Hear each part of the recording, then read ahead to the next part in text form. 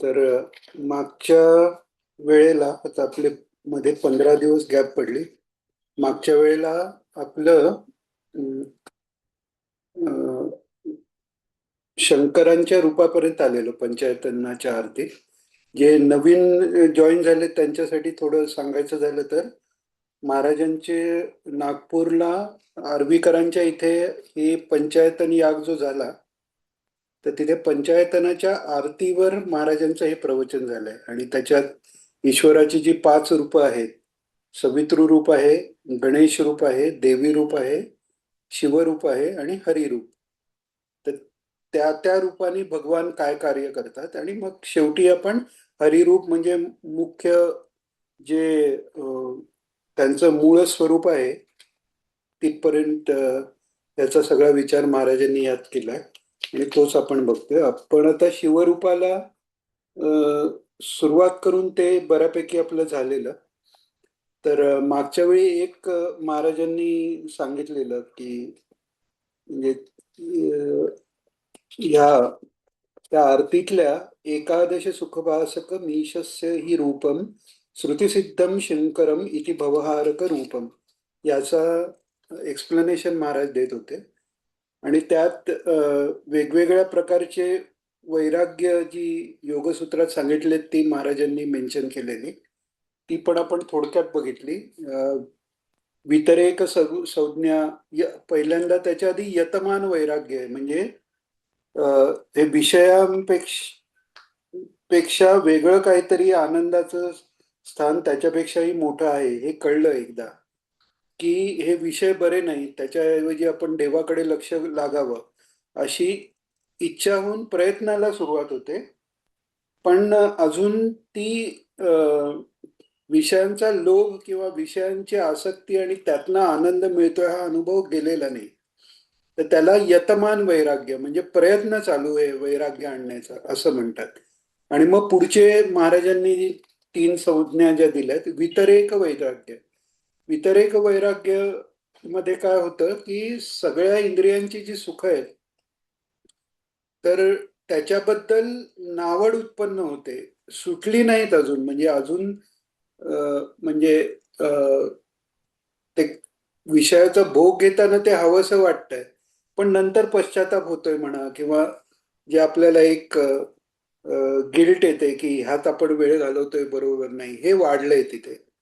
आणि असं करत करत ह्याला म्हणतात वितरेक संज्ञा.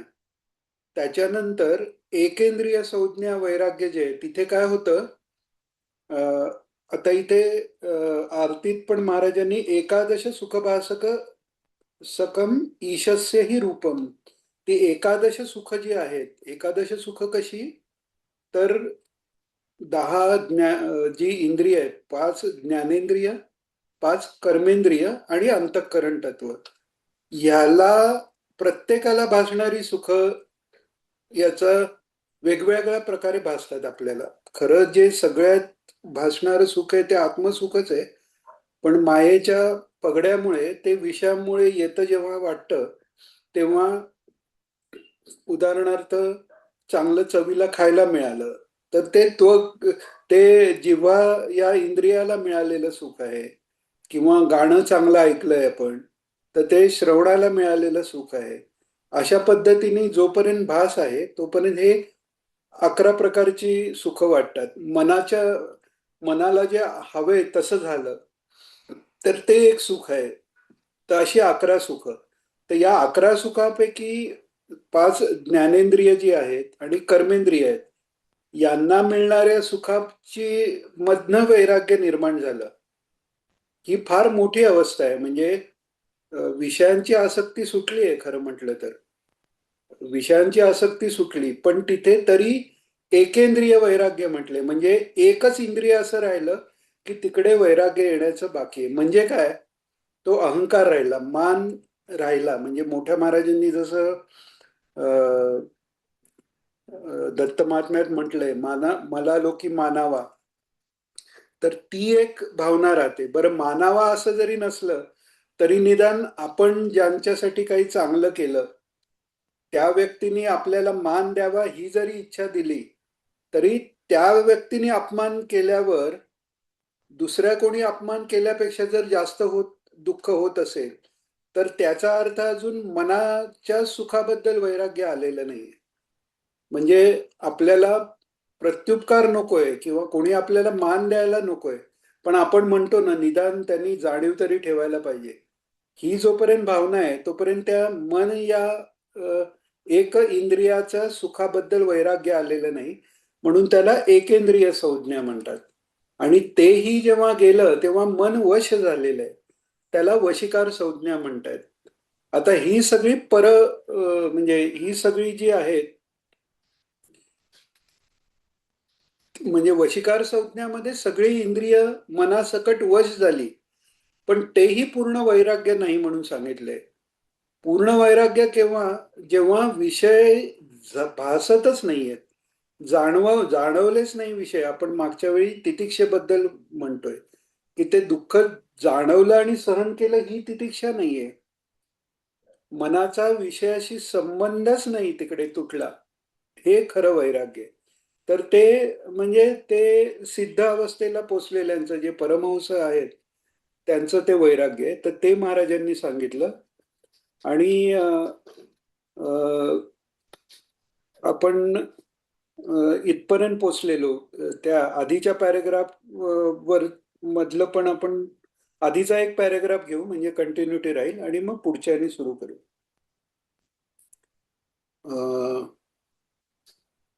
तर किंवा एकादश पासूनच घेऊ. थोडी गॅप गेल्यामुळे थोडंसं ओव्हरलॅप झालं तरी हरकत नाही. एकादश सुखभासकम ईशस्य हि रूपम श्रुतिसिद्धम शंकरम इति भवहारक रूपम. ज्यांच्याकडे पुस्तक नसेल तर महाराजांच्या साईटवर हे पुस्तक अवेलेबल आहे. चांदणे कैवल्याचे मधनं आपण वाचतोय, आणि त्याच्यातही हे पंचायतन आरतीवरचं महाराजांचं प्रवचन 42 पानावर आपण आहोत. तर आता महाराज सांगतायत, आपण महाराजांचंच वाचतोय. शंकर हे संहार करते आहेत असे म्हणतात. संहार करायचा म्हणजे काय? भवहारक ते आहेत. ज्या वेळेला संपूर्ण एकादश इंद्रियांच्या रूपाने निर्माण होणारी सर्व सुखे भासू लागतात, त्यापैकी भास्य आणि भासक हा विवेक ज्या वेळेला होईल त्या वेळेला भव संपला. शंकर संहार करते आहेत, किंवा शंकरांनी तिसरा नेत्र उघडला की जग जाळून टाकतात, अशी कुठेतरी एक भीतीदायक कल्पना केली जाते. ती पूर्ण चुकीची आहे. भवहारक आहेत म्हणजे काय? आता आपण मागच्या वेळी हे पाहिलं की आत्मा आणि सूक्ष्म शरीरही भरपूर टिकणार आहे. स्थूल शरीराचा नाश आहे पण सूक्ष्म शरीराचा नाश नाही. जेव्हा जेव्हा प्रलय होतो तेव्हाही ही सगळी सूक्ष्म शरीर कारण देहात सुप्तावस्थेत राहतात आणि पुन्हा सृष्टीच्या वेळी ती पुन्हा येतात. इतकं ते जास्त काळ टिकणारं सूक्ष्म शरीर आहे.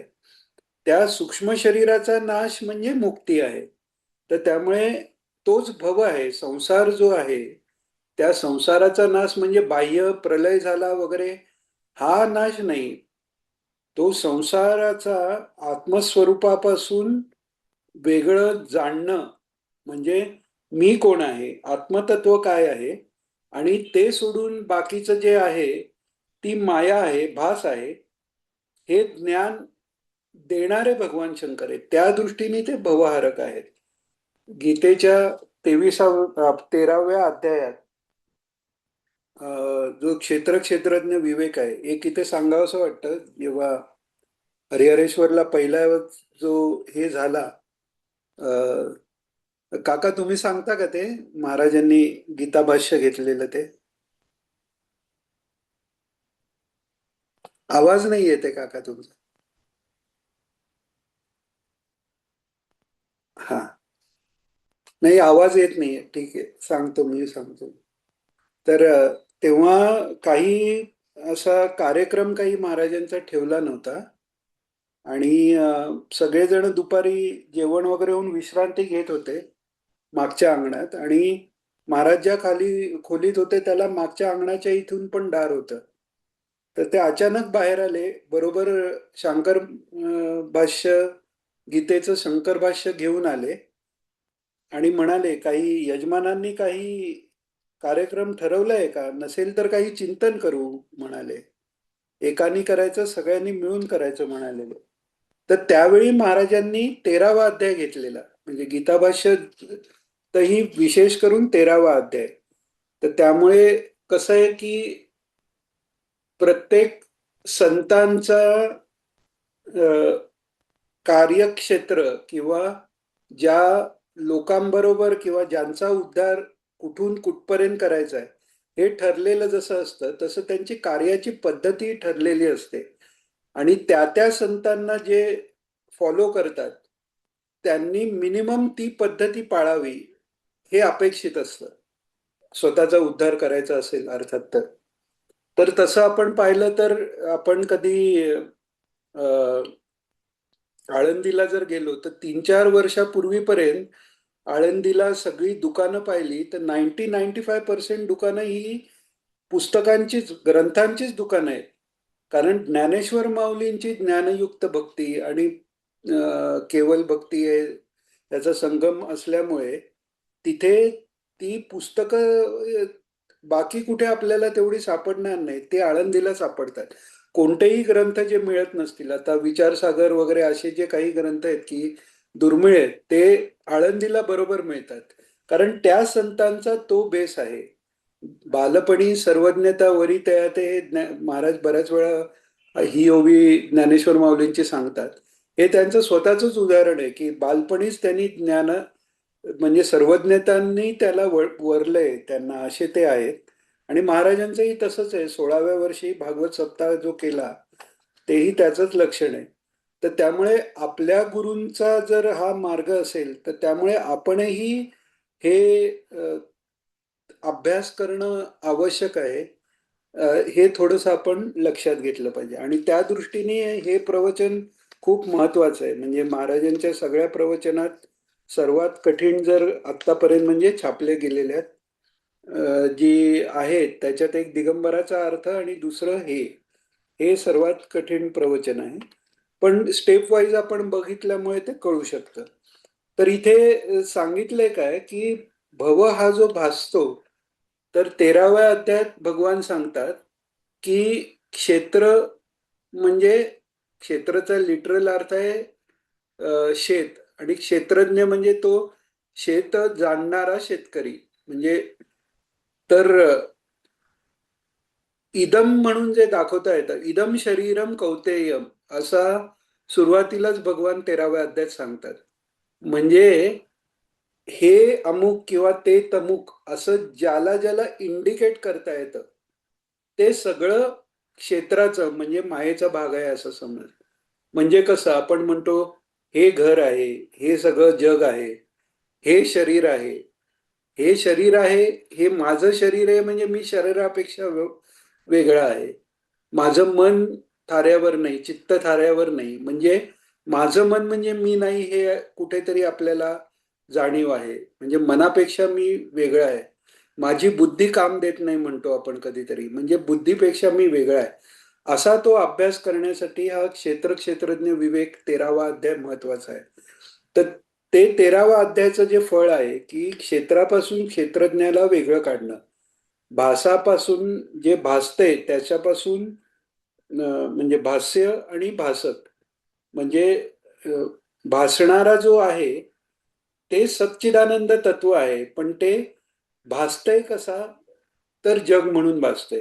आता हे कसं काय, तर एक स्टँडर्ड उदाहरण आपण बऱ्याच वेळा पाहिलं ते की वेदांताच्या ग्रंथात देतात की रज्जू आहे, म्हणजे भाष्य काय आहे खरं तर, भासक काय आहे, तर रज्जू आहे, म्हणजे दोरी पडलेली आहे वेडीवाकडी.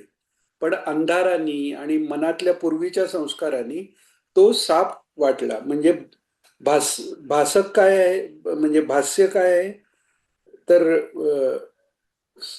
रज्जू आहे पण ती साप म्हणून भासते. तर हा जर विवेक झाला, तर तो विवेक झाला तर आत्मतत्व म्हणजे आपण आहोत, सच्चिदानंद आहोत, आणि त्याच्यात आपण हा वेगळेपणा पण झाला जातो. आणि शेवटी आत्मतत्वरूप जे मूळ स्वरूप आहे त्याचा अनुभव येतो. म्हणजे मुक्ती मिळाली किंवा आत्मज्ञान झालं किंवा आत्मस्वरूपाला मिळाला हा व्यवहारही बरोबर नाही. आत्मस्वरूप तर कायम आहेच, त्याच्यावरचा अज्ञानाचा पडदा गेला आणि तो त्या आनंदात राहतो. तर ते जे आहे म्हणजे भासापासून भासरहित होण्याची अवस्था देणं म्हणजे समाधीचा लाभ करून देणं. समाधीचा लाभ केव्हा होतो? जेव्हा भव गेला. भव म्हणजे जे जे होतंय ते म्हणजे जे अस्तित्वात येतंय ते सगळं भव आहे. ते जोपर्यंत जात नाही तोपर्यंत अव्यक्त असं जे आत्मतत्व आहे त्याचा प्रकाश होत नाही. म्हणून महाराजांनी अजून एका प्रवचनात जे ज्ञानेश्वर माऊलींनी चांगदेव 65 मध्ये सुरुवातीलाच जे लिहिलंय चांगदेवांना ते सांगितलेलं आहे की स्वस्ती श्री वटेशु जो लपोनी जगदाभासू दावी मगग्रासू प्रकटला करे. म्हणजे पहिल्यांदा तर त्यांना चांगदेवांना स्वस्तित्री वटेशू म्हणजे शंकरच म्हटलेलं आहे. सर्वांच्या अंतर्यामी तेच भगवान बसलेले आहेत, त्यामुळे त्यांना शंकरच म्हटलेले आहेत. आणि तुम्ही कसे आहात तर जो लपोनी जगदाभासू म्हणजे आत्मतत्व जर झाकलं गेलं लपलं तर जगदाचा भास होतो. आणि दावी मगग्रासू प्रकटिला करी म्हणजे जर त्याने आपलं रूप दाखवलं तर या सगळ्या भवाचा, या संसाराचा, या विश्वाचा तो ग्रास करून फक्त आत्मतत्व सच्चिदानंद फक्त शिल्लक राहतं. तर त्या दृष्टीने भगवान शंकर हे भवहारक आहेत. आणि भवात भवाचं सुख देणारेही तेच आहेत, पण ते सुख त्या भवात नसून ते आत्मसुख आहे. हे ज्ञान देऊन मुक्तिदाताही भगवान शंकरच आहेत असं म्हणतात. म्हणजे काशीला मुक्ती का होते तर जो व्यक्ती चा मृत्यू होतो तर त्यावेळी मृत्यूच्या वेळी कानात भगवान शंकर हे रामनाम सांगतात आणि त्याची सर्व बंधनं त्या रामनामाने निघून जातात आणि अंतेमती सा गती या यांनी त्या आत्मानंदातच त्याचा मृत्यू झाल्यामुळे त्यांना मुक्ती प्राप्त होते. असे भवहारक आणि मुक्तिदायक भगवान आहे. म्हणून महाराज सांगतायत इथे यापैकी भाष्य आणि भासत हा विवेक ज्या वेळेला होईल त्यावेळेला भव संपला.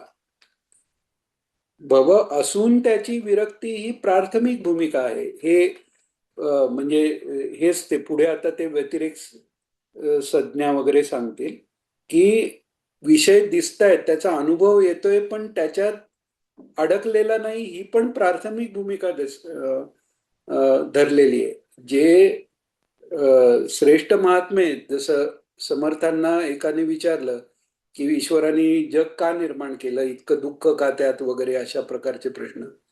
तर समर्थ म्हणतात अगाजे झालेची नाही त्याची वार्ता पुससी काही. म्हणजे त्या भवाचा त्यांना अनुभवच नाहीये. अनुभवच नाहीये तिथे ते हवं किंवा नको हा भावना येण्याचा प्रश्नच नाही. पण तोपर्यंत महाराज सांगतायत पुढे ही 3 प्रकारचे वैराग्य येतात. वितरेक संज्ञा, एकेंद्रिय संज्ञा, वशीकार संज्ञा अशा ज्या वैराग्याच्या योगशास्त्रकारांनी भूमिका सांगितल्या आहेत त्यात भाष्यभासक हा बदल लक्षात आला. हा जर विवेक झाला आणि भाष्याचे विनाशित्व जर पटले तर ते हरण व्हायला सुरुवात झाली. म्हणजे वाचनाचा किंवा या ज्ञानाचा अभ्यासाचा हा उपयोग आहे की शाब्दिक जरी कळलं आपल्याला तरी त्यांनी मनशुद्धी व्हायला लागून ते विवेकाबरोबर वैराग्य हे लागून यायलाच सुरुवात होते. तर तेच महाराज सांगतात. आणि भासकाच्या ठिकाणी वृत्ती स्थिर झाल्यानंतर काहीच नाही. आत्मतत्वज्ञान झाल्याबरोबर अविद्या व अविद्येचे कार्य नाहीसे होते. कोणत्याही कालामध्ये त्याला अस्तित्वच नाही. म्हणजे एकदा ती अविद्या गेली म्हणजे रज्जूवर सर्पाचा भास आहे, दोरीच्या ऐवजी साप वाटला, भीती वाटली वगैरे सगळं. नंतर दिवा आणला, आपण दिवा आणला म्हणजे ते ज्ञान जर आपण धरलं, त्याच्यानंतर एकदा तो साप नाही दोरी आहे कळल्यावर आपण म्हणू का अरे इथे साप होता तो गेला? नाही, साप नव्हताच हे झालं. तर त्यामुळे ती माया नाहीच आहे हे याचा अनुभव आला, असं सांगतायत महाराज. म्हणजे आत्मतत्वज्ञान झाल्याबरोबर अविद्या व अविद्येचे कार्य नाहीसे होते. कोणत्याही कालामध्ये त्याला अस्तित्वच नाही. भगवान शंकर हे भवहारक रूपम आहेत म्हणतात. हे भव म्हणजे उत्पन्न होणारे जे संसार स्वरूप आहे, हे जे सुख स्वरूप आहे, त्या करता सर्व संसार चाललेला आहे. म्हणजे भव आपण मगाशी म्हटल्याप्रमाणे तेच महाराज सांगतात आता की भव म्हणजे जे तयार झालेलं आहे, जे जे तयार झालेलं आहे, ज्याला ज्याला जन्म आहे, पृथ्वी आप तेज वायू आकाश सगळ्या पंचमहाभूतांनाही जन्म आहे. जे तयार झालेलं आहे ते जाणार आहे. पण भास असा झालाय की सुख त्याच्यातच आहे. आणि एकदा त्याच्यात सुख आहे हे वाटलं की माणूस त्याच्या मागे लागतो. मग पैसा मिळाला की सुख आहे, मान मिळाला की सुख आहे, चांगलं चुंगलं खायला मिळालं की सुख आहे, कामोपभोगात सुख आहे. या ज्या सगळ्या कल्पना होतात, ते मूळ जी कल्पना झाली की हा संसार म्हणजे ईश्वराच्या ठिकाणी जी आत्मबुद्धी आहे ती निघून जेव्हा या भासाच्या ठिकाणी झाली, तेव्हा हे सगळं विशेष सर्कल सुरू होतं. आणि मग एकदा ते झालं, जसं की दोरीच्या ऐवजी साप दिसला की भीती वाटली, पळायला लागला, हे जसं स्वाभाविक आहे, तसं मूळ आत्मस्वरूपाच्या ठिकाणीचा आनंद आहे, तो आनंद मला इंद्रियात मिळतोय, मनानी मिळतोय, बाहेरच्या विषयामधून मिळतोय, हे जेव्हा वाटायला लागलं, तेव्हा त्यात आपण अडकलो आणि मग त्याच्या मागे माणूस धावत राहतो. आणि हे धावणं थांबत नाही. त्याला मृगजळाची उपमा दिली की पुढे पुढे जळ दिसतंय भासत आणि तो मृग धावतोय, बाजूला खरा जलाशय आहे, त्याच्यावर शेवाळ आहे, त्यामुळे तिथलं जलाशय दिसला नाही.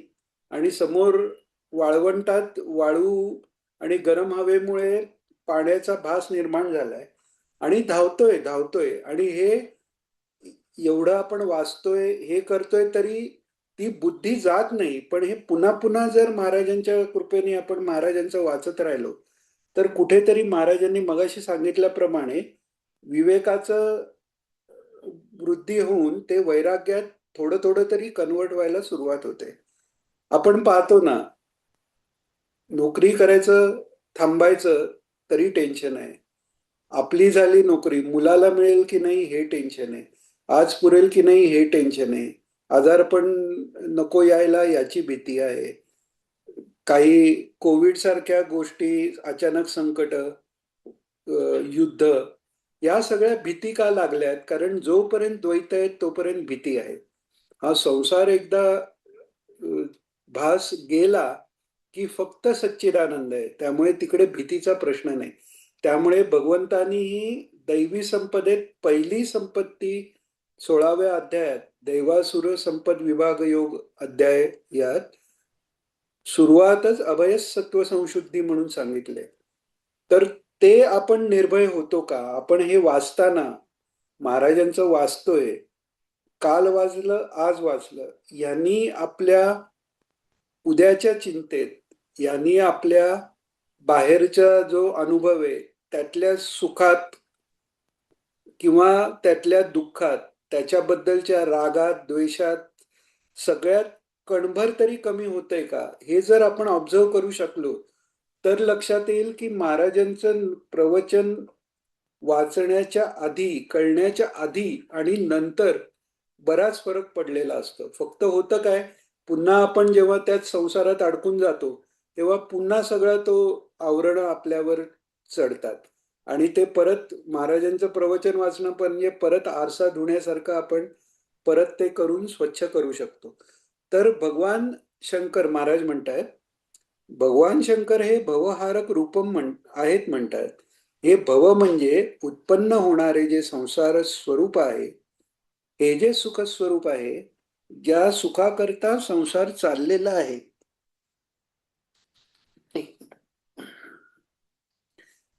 ज्या सुखाकरता सर्व संसार चाललेला आहे, हे सगळेही भाष्य आहे.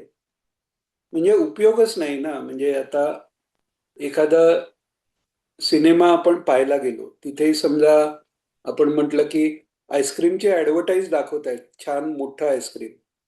ते आपण कितीही घ्यायला गेलो तरी ते मिळणार नाही आणि त्याची चव लागणार नाहीये. तसं व्यवहारातले सुख आहे. आपण जे म्हणतो की हे अमुक झालं, एवढी स्टॅबिलिटी आली, हे अशी अशी व्यवस्था झाली की मी परमार्थाला सुरुवात करीन, तर तसं कधी होतच नाही.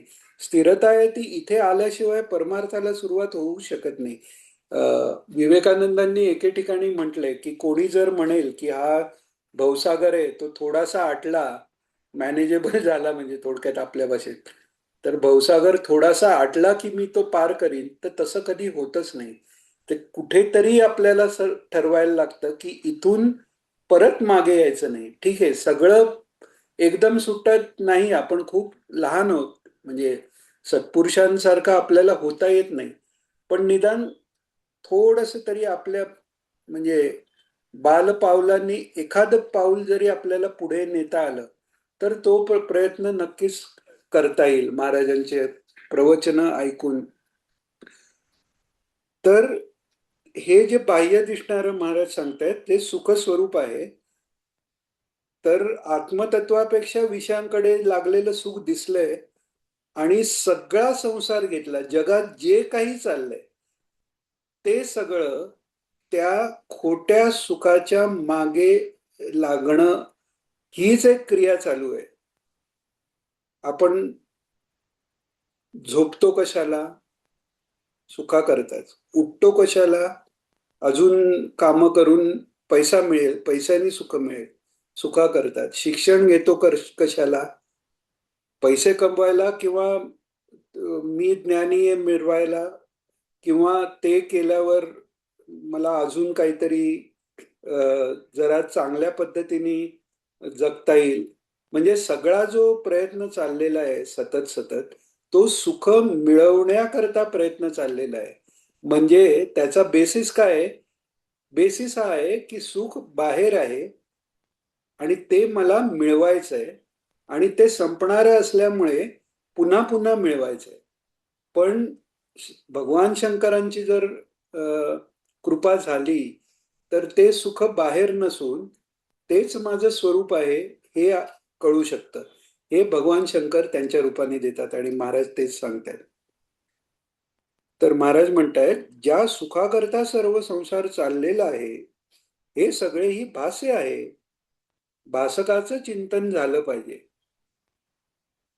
भासक कोण आहे? ते रज्जू भासक आहे. आत्मतत्व त्याच्यामुळे सगळं भासतंय, त्यामुळे खरं तो भासक आहे. आणि भाष्य काय आहे? तर सर्प.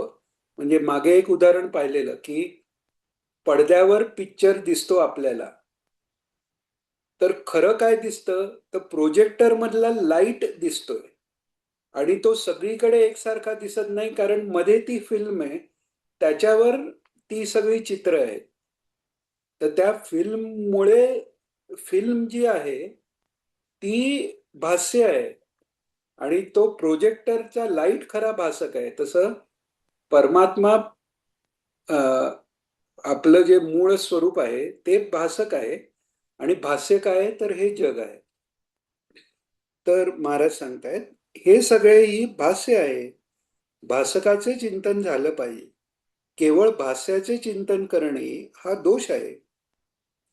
पण हे विश्वची माझे घर अशी जर ममता उत्पन्न झाली तर हा दोष नाही. तर याप्रमाणे क्रमाक्रमाने भवहरण करणारे शंकराचे स्वरूप असे आहे की ते सुखभासक आहे.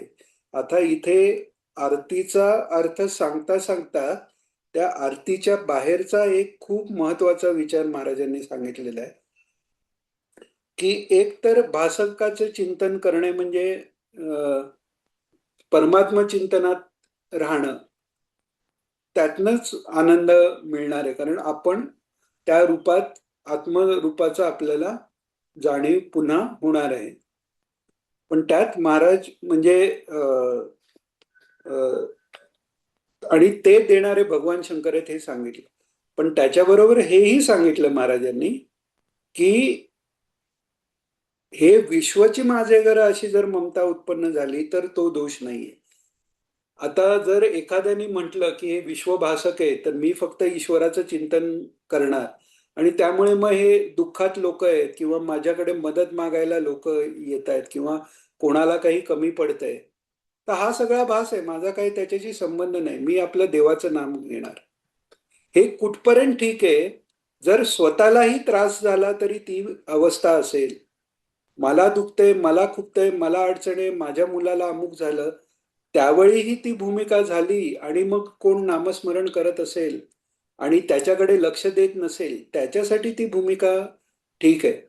पण त्या अवस्थेला गेलेले संत महात्मे काय म्हणतायत, महाराजांनी बऱ्याच प्रवचनात हे सांगितलेले की ते संत महात्मे म्हणतायत की हे विश्वची माझे घर. म्हणजे ते जसं गोडसे काकांना महाराजांनी सांगितलं, एक तर ममता नसावी किंवा व्यापक ममता असावी. तर व्यापक ममता असणं हा प्रवृत्ती मार्ग आहे आणि तो सर्व संतांनी अ, हे केलेला आहे, फॉलो केलेला आहे किंवा त्या मार्गाने संत गेलेले आहेत. निवृत्ती मार्ग एक तर गृहस्थाश्रमी लोकांना नाहीच आहे, कारण त्यांची प्रवृत्तीच आहे, गृहस्थाश्रम हा पूर्ण प्रवृत्ती प्रधान आहे. तर त्यामुळे गृहस्थाश्रमी जरी असेल आणि गीतेत भगवंतांनी 12व्या अध्यायात सांगितलंय की जे अव्यक्ताची निर्गुण निराकार परब्रह्माची ही उपासना करणारे आहेत, त्यांनाही सिद्धी जर मिळायची असेल, त्यांनाही आत्मतत्वापर्यंत पोचायचं असेल, तर सर्वभूत हिते रता ही कंडिशन सांगितलेली आहे की भगवान म्हणतात की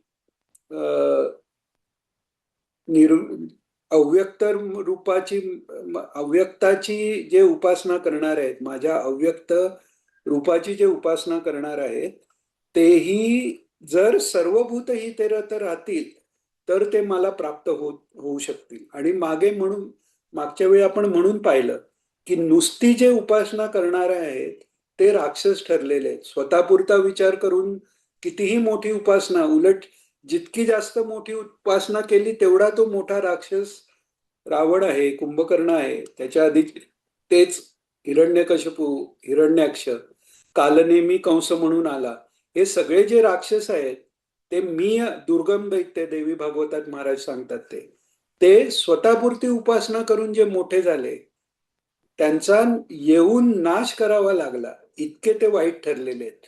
तर त्यामुळे जर आपल्याला स्वस्वरूपाचं ध्यान जरी करता नाही आलं तरी चालेल, पण दुसऱ्याचं दुःख नी आपल्यात संवेदना होते की नाही, त्यांचं दुःख दूर व्हावं, जोपर्यंत माझं दुःख दूर व्हावं हे वाटतंय तोपर्यंत दुसऱ्याचं दुःख दूर व्हावं